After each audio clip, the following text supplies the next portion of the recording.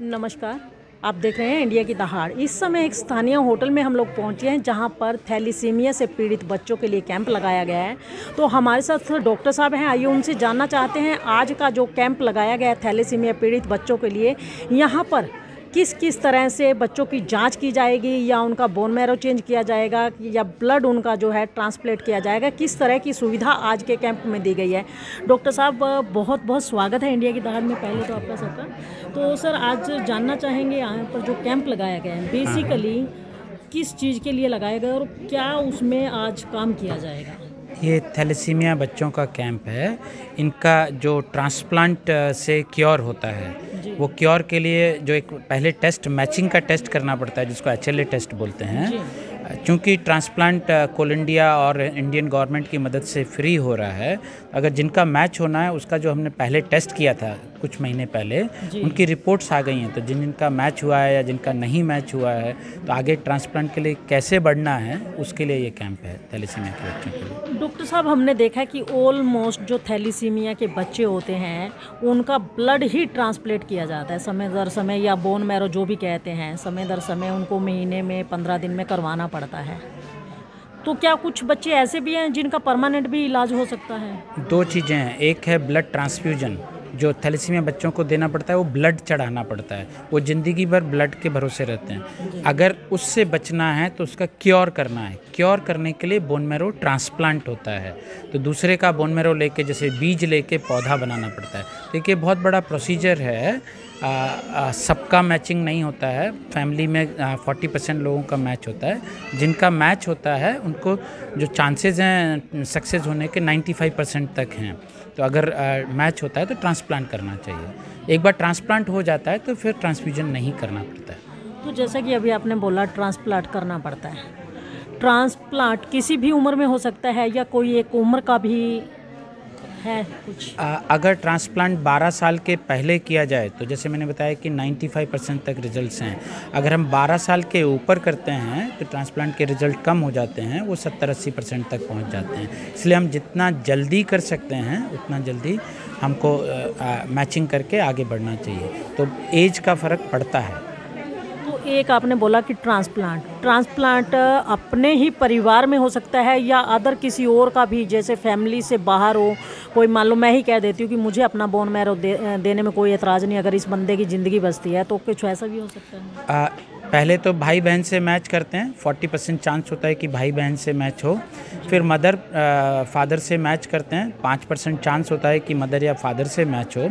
पर अगर फैमिली में भी मैच नहीं मिलता है तो एक पूरी दुनिया में रजिस्ट्रीज़ बनी हुई हैं जिसमें वॉलंटियर डोनर्स ने अपना HLA का टेस्ट करा के रखा हुआ होता है। मिलियंस लोग हैं जो वॉलंटरीली वो करना चाहते हैं, तो हम उसमें सॉफ्टवेयर में उनका डेटा डालते हैं और हमको पता लगता है कि उनसे मैच हुआ है कि नहीं। तो वो भी ट्रांसप्लांट होता है, उसको अनरिलेटेड डोनर ट्रांसप्लांट बोलते हैं।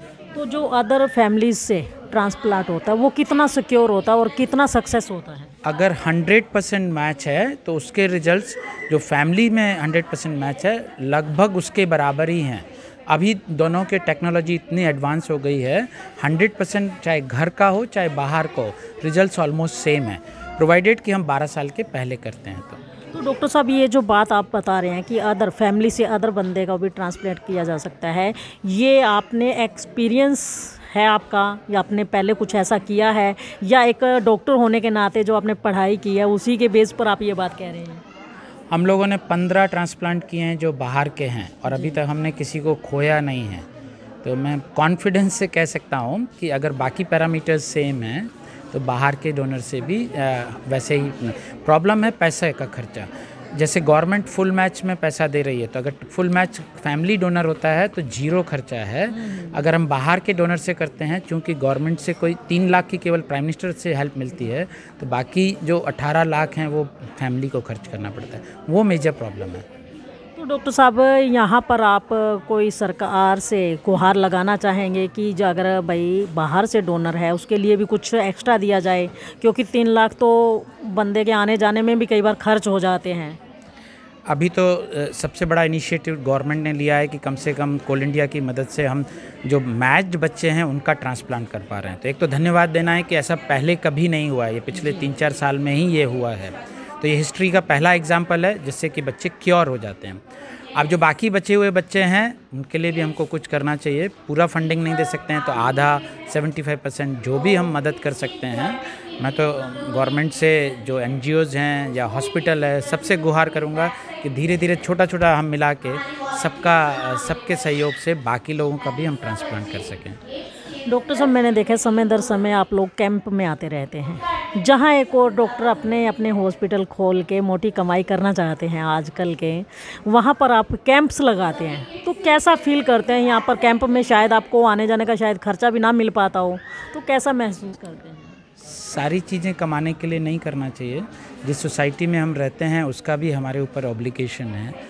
अगर मेरे पास कुछ है और मैं सोसाइटी को दे सकता हूँ तो डेफिनेटली देने के लिए सोचना चाहिए।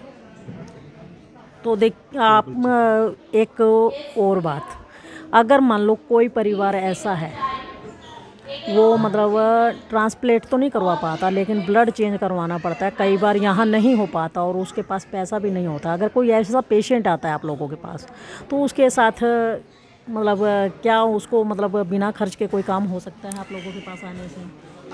हमारे यहाँ थैलेसीमिया के जो बच्चे हैं जो उनको सलाह हम देते हैं, जो हमारी फ़ीस है हम लोग नहीं लेते हैं। तो कोई भी थैलेसीमिक बच्चे के लिए हम लोग फ़ीस चार्ज नहीं करते हैं। जो ब्लड प्रोडक्ट्स हैं हमारे यहाँ, जो ब्लड चढ़ाने का जो वो है वो बहुत महंगा है, क्योंकि उसमें फ़िल्टर्ड होता है, फिर नेट टेस्टेड होता है, वो बहुत एक्सपेंसिव है और हॉस्पिटल उतना उसमें हम लोगों को रिबेट नहीं देता है। तो अनफॉर्चुनेटली अगर ट्रांसफ्यूजन करना पड़ता है, क्योंकि सोसाइटी में बहुत थैलेसीमिक बच्चों को सहयोग मिलता है गवर्नमेंट से, बाकी जो नर्सिंग होम्स हैं उनसे बहुत सहयोग मिलता है, बट अनफॉर्चुनेटली मैं अपने हॉस्पिटल से उतना अभी सहयोग नहीं दे पा रहा हूँ। आपका पूरा परिचय? मेरा नाम है डॉक्टर दिनेश बुरानी। मैं राजीव गांधी कैंसर इंस्टीट्यूट में director of haematology and bone marrow transplant हूँ। मैं वहाँ पर 15 साल से सर्विस दे रहा हूँ। तो देखिए, ये थे हमारे साथ डॉक्टर साहब जिन्होंने बखूबी बताया कि थैलीसीमिया पीड़ित बच्चों के लिए आज ये कैंप लगाया गया, और इन्होंने ये भी बताया कि कुछ दिन पहले कैंप लगा था तो थैलीसीमिया पीड़ित बच्चों का जो है बोन मैरो लिया गया था, उनके फैमिली वालों का भी लिया गया था, जिसमें से कुछ बच्चों का बोन मैरो जो है मैच कर गया है।